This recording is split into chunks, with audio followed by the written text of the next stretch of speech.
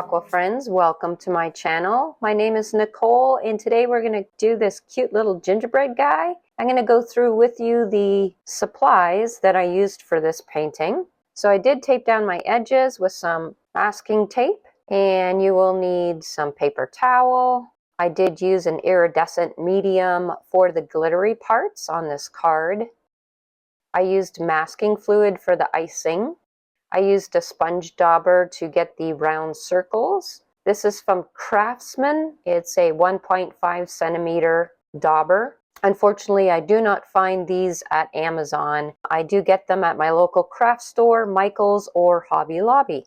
Now, to mask out the icing, you do want to use some soap and get your bristles nice and soapy. It will protect the bristle brushes from the masking fluid. I did use a detail round brush for the shadows and the larger brush for painting the bigger areas, background, and the gingerbread. The colors that I used were quinacridone red, scarlet lake, Aussie red gold, sepia, burnt sienna, and the blue is either a phthalo blue or peacock blue, and they're very, very similar shades. For the shadowy parts in the background, I did use indigo blue. And for the paper, I did use this Honeymoon Collection series. So let's get started. All right, so getting started here, I've already masked out the icing, if you will, on my gingerbread man. If you guys looked close, though, I already set myself up for a little bit of failure here, because I forgot to mask out his mouth. I don't know why. So as I noticed this when I first started to paint the gingerbread man, I was already thinking in my brain, how am I going to solve this problem? So I'll go through with you. When you make mistakes, you know, you have to problem solve to save your painting, and I'll show you what I ended up doing. But we're going to start off with the background, and I didn't mask out the whole gingerbread man. I'm just getting the paper wet around him. So I'm using a size 12 big fat round brush. Holds a lot of water, and I'm getting my paper nice and juicy. So I'm picking up my paper, and I'm just moving that pigment around so that I got a nice soft wash over it. Increasing the concentration of that wash, everything's nice and wet, and I can increase that saturation.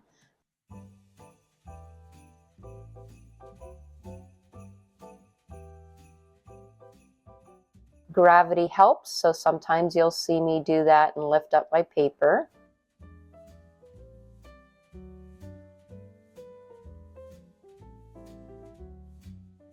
Re-wetting between his legs and on the snow so I can get all my colors in.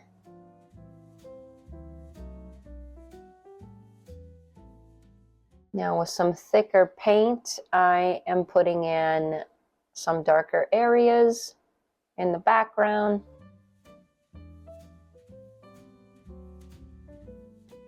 This is indigo blue that I've added in the mix to make it darker.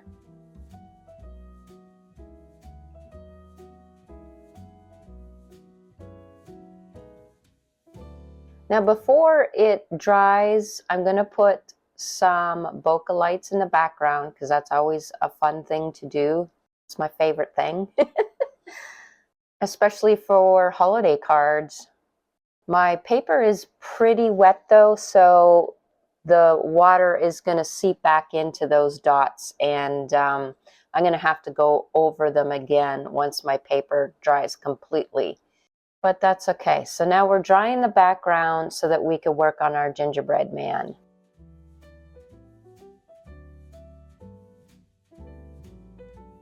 First, I'm going to wet the gingerbread man really good with some water. It's a little stained from the yellow I just mixed up, but that's okay because this warm glaze I'm going to put over the whole gingerbread man so that we get that really nice, warm, caramelly undertones.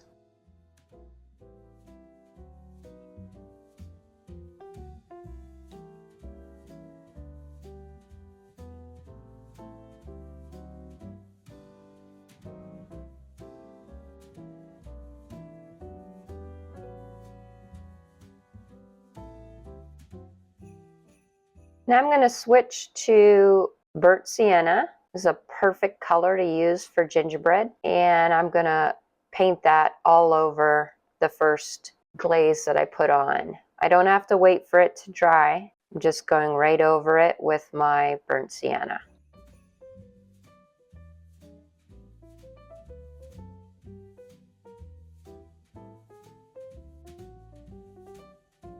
So we're building up our colors from light to dark.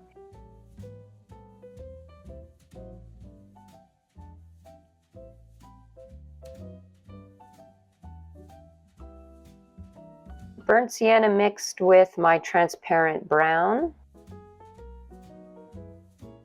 And I have the light source coming from the right side of the paper. So I'm going to increase that darkness on the left side of my gingerbread man. For the darkest darks, I'm adding sepia to my browns.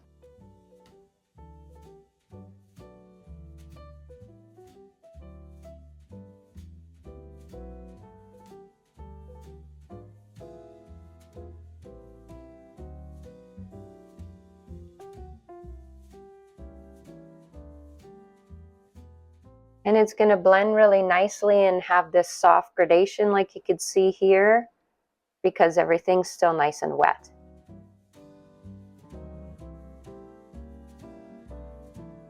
Just a little outlining here so he really pops forward into the foreground.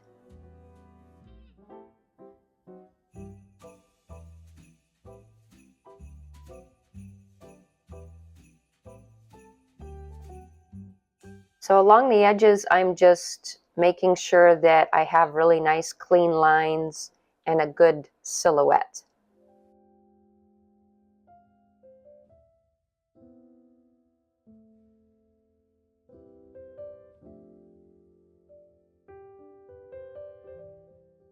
I have a nice dark mixture of my sepia, and he's really popping forward now.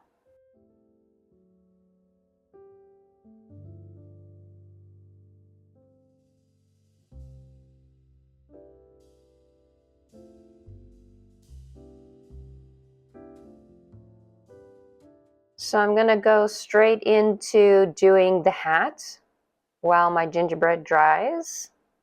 And I'm using both quinacridone red and scarlet lake kind of mixed together. I do like the vibrancy of the quinacridone red, but it is really on the pinkish side, so I am mixing it with the scarlet lake, which is a warmer red.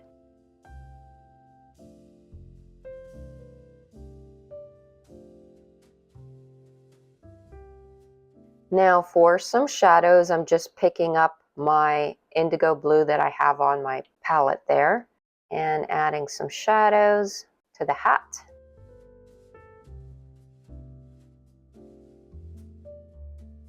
Once my gingerbread guy is completely dry, I can take off the masking fluid.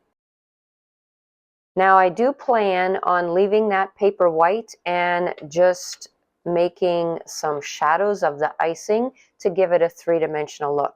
And to do this, I am going to use a glaze of just sepia. And I'm using a size 4 brush, so it's a very nice detailed brush with a very thin tip, so I could really get in there and get those shadows.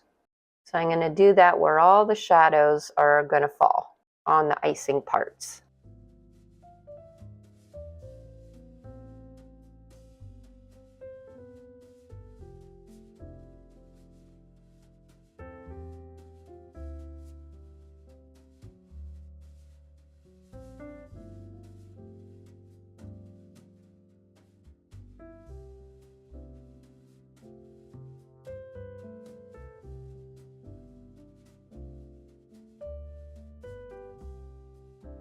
Now for his little cheeks, I am going to add a little bit of pink. Just want a little hint of pink here. I ended up lifting that off a little bit, just a touch. While I let that dry, I could put the shadows around my eyes. So drying up those areas so I could put the shadows on my cheeks.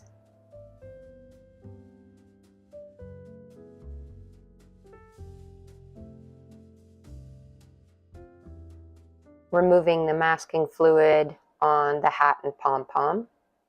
So just a very diluted mixture of blue to portray some of the fluff on his hat and pom-pom.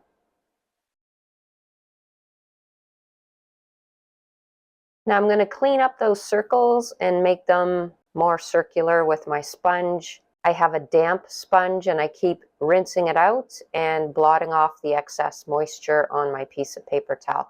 You can further lift by dabbing the piece of paper towel on the area that you just moistened. That'll lift up paint even more.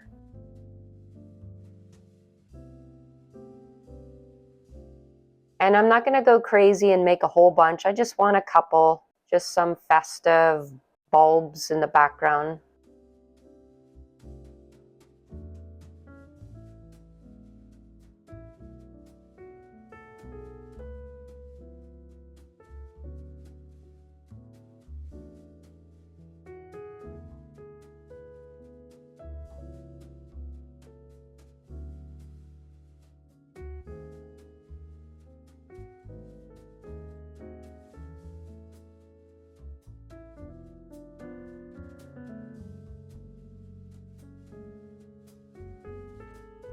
Just putting in some blue in the foreground there where he's standing and blending that.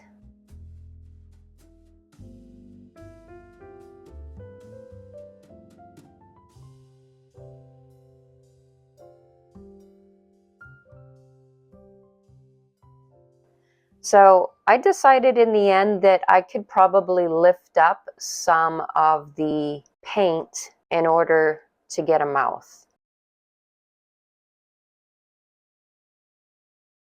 And then I'm just planning on using some opaque white to do the icing part of his smile.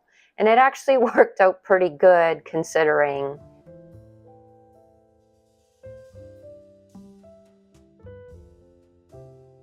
So I have a very thick mixture of white and I'm adding in his smile. That has to be completely dry before you add the shadow to the icing.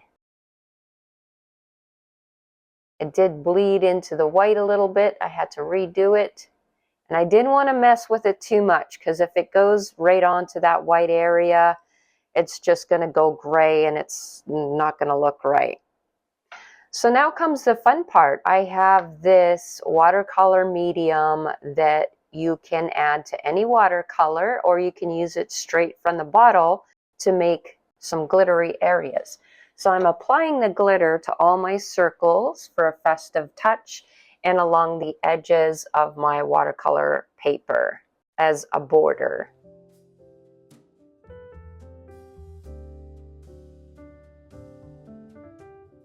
Very easy to apply. It cleans up with water. It's not hard on your brushes at all. And like I said, the fun part is you could turn any color that you have into a glittery color with this medium. It's from, I think it's Winsor & Newton. I will have all the supplies that I use listed in the description of the video, so you can check that out. It's kind of a lot of fun to play with. I hope you guys enjoyed this tutorial. Let me know what you think in the comments below. I'll see you next time.